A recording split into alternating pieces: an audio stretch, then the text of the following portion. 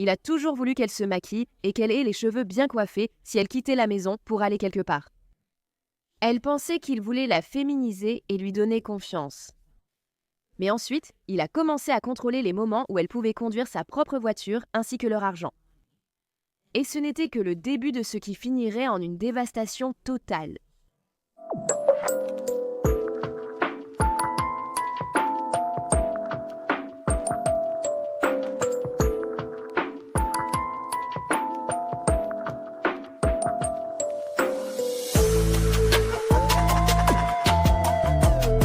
Bienvenue ou bon retour, je suis Cassie et voici un monde maléfique. J'espère que tout le monde va bien. Je dois vous prévenir, l'histoire d'aujourd'hui est vraiment déchirante. C'est inimaginable ce que ces deux petites filles, ainsi que leur mère et leur grand-père, ont dû endurer. Qui pourrait faire du mal à de minuscules jumelles de 5 mois? Un monstre qui aurait dû être puni bien avant qu'on en arrive là. Ceci est l'histoire de Hayden et Kayden Hyatt.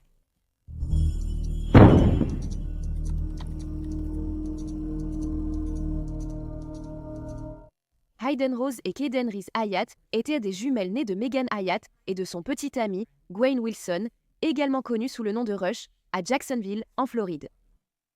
Elles sont nées le 8 juin 2015. Leur famille les appelait affectueusement Reese et Rose, leur deuxième prénom, ou parfois Hayden Petite Puce et Kayden Petite Boule. Lorsque Megan Hyatt, âgée de 19 ans, a rencontré Rush Wilson, qui avait alors 27 ans, via un site de rencontre en ligne, il l'a complètement charmée. Elle était charmée, il était un vrai gentleman. Il était plein d'esprit, charmant et séduisant. Sans oublier qu'il avait sa propre voiture, une maison et un bon travail. C'était un rêve devenu réalité. Leur relation a évolué si vite que 2 mois après, Megan a emménagé avec Rush. Ils vivaient ensemble dans la nouvelle maison à 2 étages que Rush venait d'acheter sur South Shirley Oaks Drive, à Oceanwood, Jacksonville. 1 mois plus tard, le couple a découvert qu'ils attendaient des jumelles. Ils étaient ravis. Alors, parlons un peu de Rush Wilson, le père de Hayden et Kayden. Il a grandi dans une petite communauté jamaïcaine. C'était un enfant calme qui aimait jouer au cricket et il excellait à l'école. Rush avait aussi beaucoup d'amis quand il était plus jeune. Dans sa communauté en Jamaïque, les parents de Rush faisaient partie des aînés les plus respectés. Alors, en vieillissant, Rush exigeait le même respect de la part de tous ceux qui l'entouraient, qu'ils soient bons avec eux ou non. Et cela allait causer de nombreux problèmes plus tard. Les parents de Rush ont divorcé pendant qu'il grandissait et il a principalement vécu avec sa mère. On dit que sa mère était particulièrement dure avec Rush, ainsi qu'avec ses 2 frères et sœurs. Après son diplôme, Rush est venu poser aux États-Unis et a rejoint la marine comme mécanicienne de moteur d'avion en 2008. Megan a grandi à Jacksonville, en Floride, et elle a été élevée dans la foi mormone. Quand Megan était adolescente, ses parents ont divorcé et elle est allée vivre avec son père, car on disait toujours que Megan était un peu la fille à papa. Peu de temps après que le couple a découvert qu'ils attendaient un enfant, Rush a commencé à montrer à Megan son vrai visage. Il a commencé à devenir contrôlant, à avoir de grandes crises de colère et était extrêmement critique envers Megan. Maintenant, Rush était respectueux et attentionné envers Megan en public, mais à la maison, elle n'était jamais assez jolie. Elle n'était jamais assez bien. Elle n'était jamais ce qu'il voulait ou ce dont il avait besoin. Une fois, il lui a acheté une voiture et elle n'avait pas le droit de l'utiliser à moins qu'il ne l'approuve, même si c'était sa voiture. Il confisquait son téléphone quand il était en colère. Parfois, il l'emmenait au travail pour qu'elle n'en ait pas de la journée. Rush n'autorisait pas non plus Megan à sortir de la maison sans que ses cheveux soient coiffés et son maquillage fait. Megan n'a jamais vu cela comme de la maltraitance, car Rush ne l'a jamais frappée. Mais le tempérament colérique de Rush faisait peur, et il se mettait souvent très en colère pour des choses insignifiantes. Ainsi, le 9 juin 2015, Megan a donné naissance à Kayden Reese et Hayden Rose. Elle était une nouvelle maman fière, aimant son nouveau rôle encore plus qu'elle ne l'aurait imaginé, et elle adorait absolument ses petites filles. Bien que le comportement de Rush envers Megan empirait, elle voulait sauver leur mariage. Elle ne voulait pas simplement abandonner parce qu'elle espérait que les choses s'amélioreraient, et elle voulait que les filles aient une vie de famille normale avec une maman et un papa réunis. À un moment donné, environ 1 mois avant d'accoucher, Meghan a même publié sur Facebook « C'est mon rock, mon cœur, mon amour, mon partenaire de vie, mon bel homme, mon unique, mon pour toujours ». 3 jours après l'accouchement de Meghan, Rush lui demandait déjà quand elle perdrait du poids. Il n'était même pas encore sorti de l'hôpital, et Rush était même jaloux que Meghan s'occupe des filles pendant qu'ils étaient à l'hôpital, parce qu'il voulait toute l'attention. C'étaient des nouveau-nés. Meghan espérait toujours un changement, mais les abus et l'irrespect de Rush s'aggravaient. Une fois, le couple s'est disputé parce que Meghan n'avait pas préparé le dîner à temps et Rush lui a lancé une table basse. En plus de tout cela, Rush rabaissait aussi Meghan avec les insultes les plus offensantes et il l'a coincée contre les murs quand il était en colère. Il a même exigé qu'elle ait des rapports sexuels avec lui. Tous les jours. Il l'a réveillée aussi au milieu de la nuit, juste pour lui crier dessus et lui dire qu'elle ne servait à rien et qu'elle était une mère terrible parce qu'elle ne gagnait pas d'argent. Elle était mère au foyer pour ses enfants. Meghan avait aussi très peur de demander même les choses les plus simples, comme du dentifrice, quand il n'y en avait plus. Parce que Rush l'a rabaissée pour ne pas avoir assez d'argent elle-même, même si c'était parce qu'il en avait le contrôle. Elle n'avait pas le choix. La mère de Meghan dirait maintenant qu'elle pressentait quelque chose chez Rush et que la relation entre lui et sa fille n'était pas saine. Elle pouvait voir qu'il y avait des problèmes, et elle savait que Rush avait déjà coincé Meghan ainsi que cassé des objets lors de crises de colère. Mais Meghan n'était pas la première femme que Rush avait maltraitée. Il y avait beaucoup d'autres femmes dans le passé de Rush qui l'avaient traitée tout aussi mal. Rush avait déjà levé la main sur des femmes, leur avait lancé des objets, cassé leur téléphone portable, et il avait été extrêmement contrôlant, jaloux et manipulateur. Il accusait constamment toutes les femmes avec qui il était d'être avec d'autres hommes et de le tromper. Il menaçait aussi toutes les femmes de son passé en leur disant que si jamais elles parlaient de ce qu'il avait fait et ruiné sa carrière dans la marine, il les tuerait. Rush avait rencontré en 2009 l'une de ses fréquentations sur un site de rencontre. C'était l'un de ses endroits préférés pour rencontrer des femmes. Il les séduisait et parlait de sa carrière dans la marine, expliquant qu'il cherchait une compagne pour la vie. Il attirait ces femmes. À beaucoup de ces femmes, il mentait en disant qu'il n'avait pas de petite amie ni de page Facebook, alors qu'il avait les deux. Il s'énervait et se fâchait lorsque sa partenaire ne lui prêtait pas assez d'attention. En 2011, Rush s'était en fait marié avec une femme nommée Jamie Lewis. Cette relation s'est rapidement détériorée. Sa femme s'était finalement cachée de lui. Apparemment, une nuit, au beau milieu de la nuit, Rush les avait chassés, elle et sa fille de 3 ans, de la maison en brandissant un marteau. Après son divorce, Rush est revenu sur les sites de rencontres, cherchant une nouvelle petite amie ou victime. Il a rencontré une femme du nom de Danielle Johnson à l'automne 2012. Elle était une survivante de violences conjugales et cherchait simplement quelqu'un pour l'aimer et prendre soin d'elle et de sa fille, mais ce n'est pas du tout ce qu'elle a trouvé. Au début, quand elle a rencontré Rush, il lui avait offert des fleurs, lui ouvrait les portes, faisait toutes sortes de choses qui le faisaient passer pour un gentleman. C'était quelque chose dont elle n'avait pas l'habitude. Et, comme Rush était si attentionné et doux, il l'a rapidement fait tomber sous son charme, tout comme il l'a fait avec Meghan. Daniel dirait que Rush a toujours été intéressé à savoir ce qu'elle faisait tout au long de la journée et à connaître de nombreux détails à ce sujet.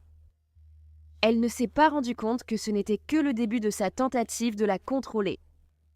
Daniel et sa fille ont emménagé chez Rush 1 mois après le début de leur relation, moment où ont débuté le contrôle et les abus. Daniel disait qu'il l'obligeait à regarder des films sanglants et à avoir des rapports sexuels à sa demande. Il exigeait aussi qu'elle soit celle qui fasse toutes les tâches ménagères dans la maison. Si elle le contrariait ou l'ignorait, il l'attaquait. Il lui criait dessus en disant « Je viens de Jamaïque, nous exigeons le respect. Tu ne t'éloignes pas de ton homme quand il te parle. » Rush critiquait aussi son apparence, la traitant de grosse et de laide, tout comme il l'avait fait avec ses autres victimes.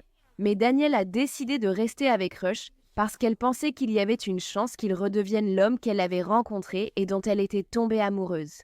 Danielle justifiait ce comportement horrible en se disant que Rush avait peur car il avait déjà été trompé en mission auparavant. Elle le savait car, après une dispute, il pleurait et évoquait son passé difficile pour se faire passer pour la victime. Danielle a mis fin à sa relation avec Rush après avoir survécu à son agression. Heureusement pour elle, une voisine plus âgée lui a sauvé la vie. Danielle, fatiguée de Rush, a tenté de le quitter en avril 2013.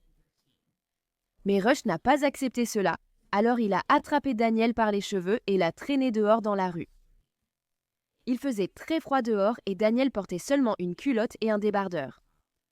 Il a ensuite pointé un fusil d'assaut entre ses yeux, mais heureusement, il n'a pas tiré. Il a finalement décidé de rentrer chez lui. La fille de Danielle avait tout vu et elle avait couru chez un voisin pour demander de l'aide pour sa mère. Cette voisine s'appelait Christine Jacobs. Christine a immédiatement réagi, a attrapé une couverture et est allée vers Danielle, l'a enveloppé dedans et l'a aidé à se relever de la rue. Ensuite, la voisine non seulement a crié sur Rush pour ce qu'il avait fait, mais elle a aussi invité Danielle et sa fille à entrer chez elle pour reprendre leurs esprits et s'habiller. Plus tard ce matin-là, Danielle emmenait sa fille au bus quand Rush l'a rejointe et lui a demandé si elle voulait encore être sa petite amie. Elle a évidemment répondu non. Pour une raison inconnue, il a accepté la réponse, s'est retourné et est parti, c'était tout. La police l'a ensuite inculpé de violences domestiques et d'étranglement. Et Danielle a obtenu une ordonnance de protection.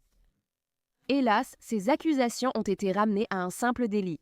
Et Rush s'en est sorti avec seulement une mise à l'épreuve et il a dû suivre un stage d'intervention pour auteur de violence qu'il a réussi, mais j'ai aussi entendu dire que ça n'avait duré qu'1 heure. Alors à quoi ça a servi ?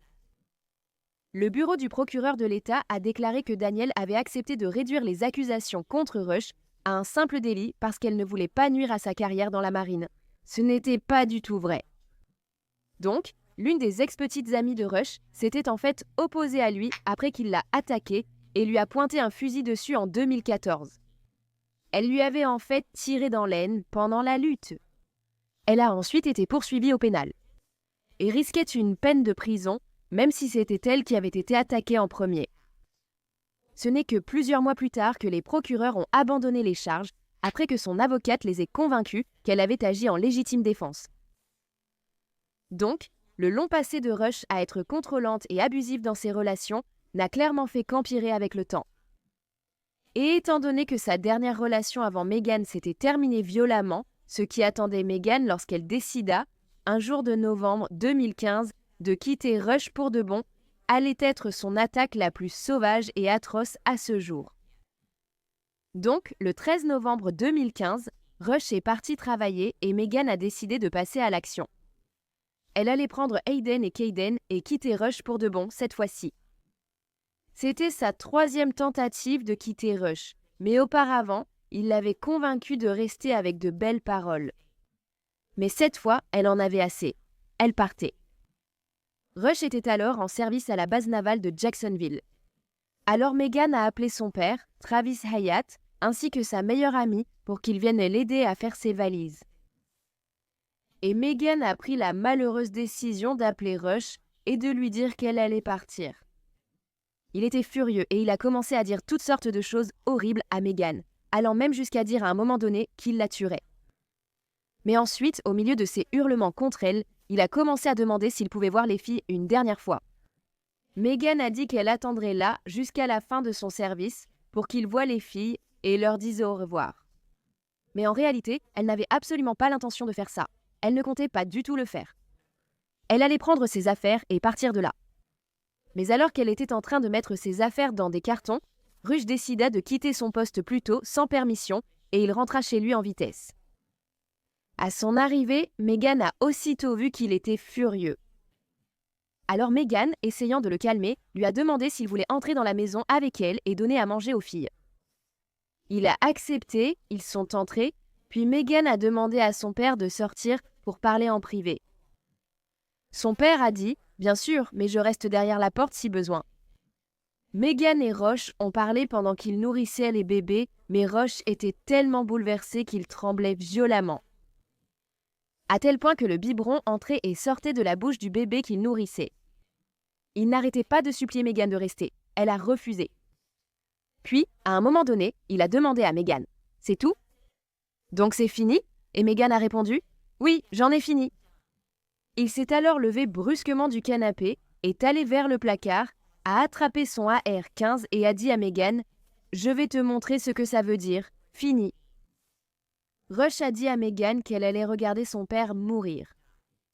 Alors Meghan, sachant que son père était juste derrière la porte, lui a dit « Papa, n'entre pas.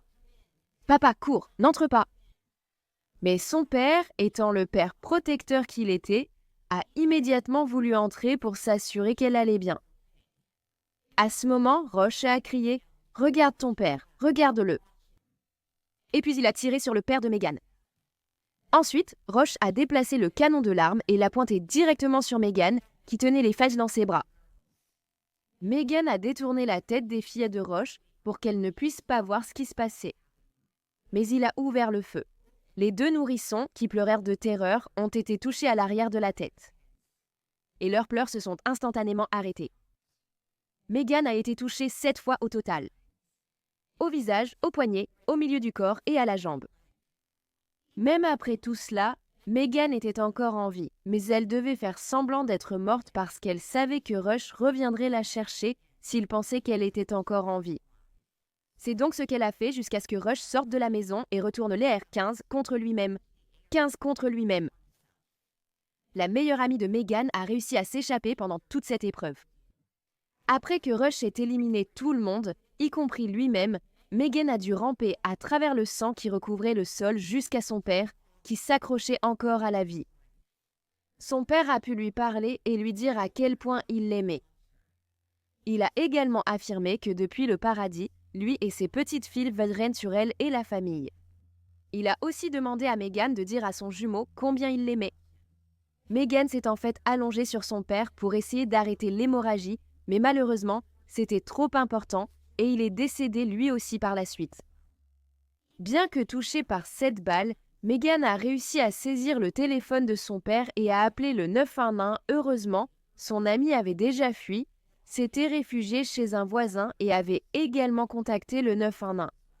Meghan a été transportée d'urgence à University of Florida Health Jacksonville. Quand elle est arrivée à l'hôpital, elle avait failli mourir à cause de tout le sang qu'elle avait perdu. Et après 5 opérations qui lui ont sauvé la vie et avoir failli mourir d'hémorragie à 3 reprises, Meghan dit que le traumatisme émotionnel à lui seul aurait dû être fatal. Elle a pourtant survécu après avoir été touchée par balle à 7 reprises, dont une fois à l'œil. Et par-dessus tout cela, elle a perdu son père et ses précieuses petites filles. Roche voulait détruire la vie de Meghan et la forcer à regarder.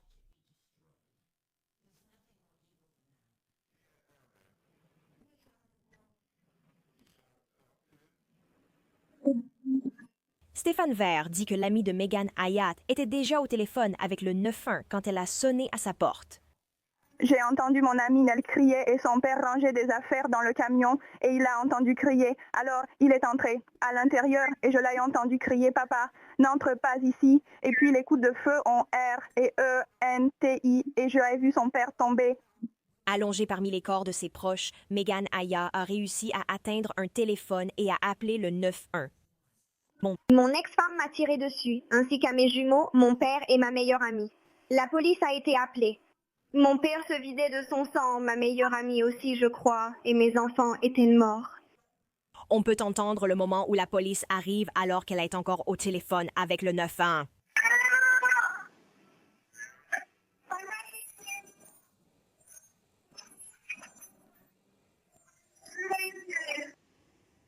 La douleur émotionnelle devait être tout simplement atroce. Il l'a forcée à regarder pendant qu'il tirait sur son père et ses petites filles. Et par-dessus tout ce traumatisme, les médecins ont dit à Meghan qu'elle ne marcherait probablement plus jamais. Après des mois d'entraînement, Meghan a réappris à marcher.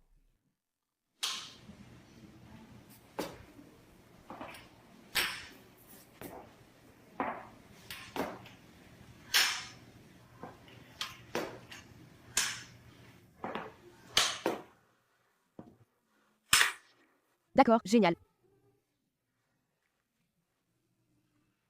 Megan dit qu'elle a perdu un tiers de son foie et que ses reins ont été endommagés. Elle a perdu une partie de son pancréas et de sa vésicule biliaire. Elle a aussi perdu une partie de son gros et de son petit intestin et son côlon a dû être dérouté. Depuis, elle a subi plus de 25 opérations, la plupart concernant sa jambe. Elle a également perdu son œil gauche et porte maintenant une prothèse. Pendant des mois après cet incident, la famille de Rush a harcelé et rabaissé Megan, ce qui est tout simplement inimaginable. Il a tué ses filles. Quoi ? Plusieurs des victimes de Rush se sont demandé si les autorités étaient au courant du passé violent de Rush, y compris la marine américaine. Et si c'est le cas, n'aurait-il pas pu faire plus pour empêcher cette horreur absolue qui s'est produite ce mois de novembre-là ? La marine a indiqué qu'il avait reçu des conseils et suivi le programme d'intervention pour auteurs de violence, qui, comme je l'ai dit, était assez court, donc quel est son réel effet ? Une porte-parole de la marine a déclaré que le commandement de la marine russe avait pris les mesures administratives appropriées lorsqu'il a été informé des incidents en 2013 et 2014.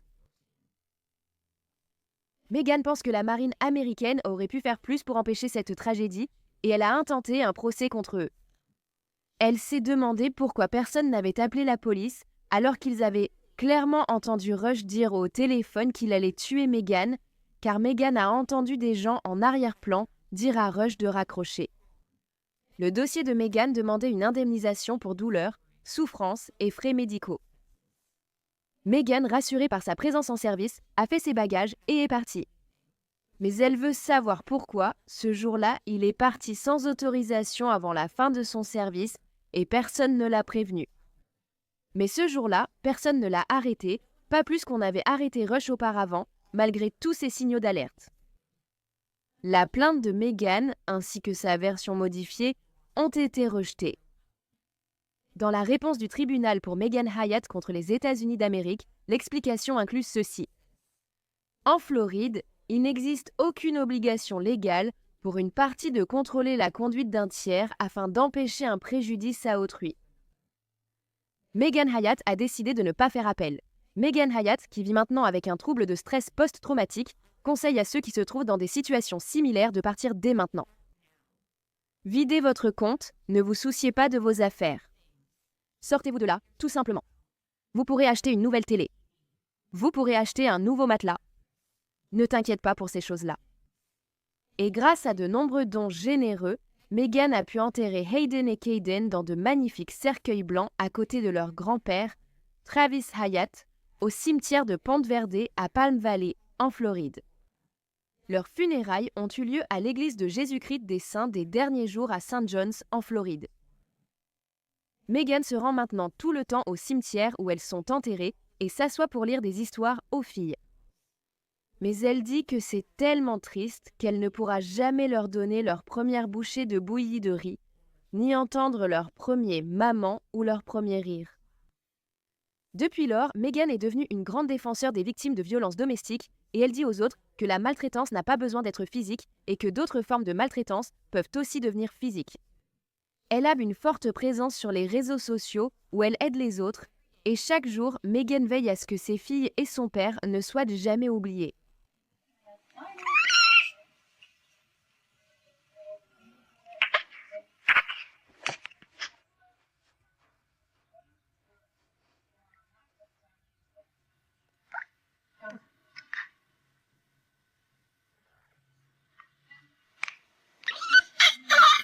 Eh bien, merci d'avoir écouté toute l'histoire de Hayden et Kayden aujourd'hui, ainsi que celle du reste de leur famille. Pourquoi Rush n'a-t-il pas été renvoyé de l'armée après les incidents précédents ? Il n'a reçu qu'une simple tape sur les doigts, avec une mise à l'épreuve et un cours d'1 heure. Sur la violence domestique. Les crimes qu'il avait commis auparavant n'étaient pas des délits mineurs. Il a failli tuer une autre femme. Il n'aurait pas dû être là.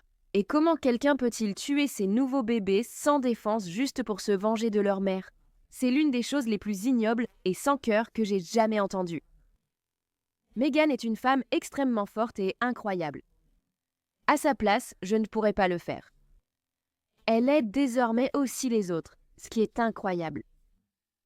Donc, si tu aimes les histoires criminelles vraies et que tu veux les entendre racontées par moi, n'oublie pas d'appuyer sur le bouton s'abonner ci-dessous. Active aussi les notifications pour savoir quand je publie une nouvelle vidéo, 2 à 3 fois par semaine. Merci d'avoir regardé Un Monde Maléfique. À la prochaine, prenez soin de vous. Salut! Merci d'être des mécènes de Un Monde Maléfique. Adina, Angela, Angie, Catherine, Cara, Lindsay et Mel. Vous êtes génial. Un Monde Maléfique propose encore plus de contenu sur Patreon. Accédez chaque mois à des vidéos exclusives et plus encore. Tout soutien aide vraiment à s'assurer que les victimes ne soient jamais oubliées et à mettre en lumière les failles de la société associées à chaque affaire. Rendez-vous sur patreon.com à Wicked World ou via l'application Patreon.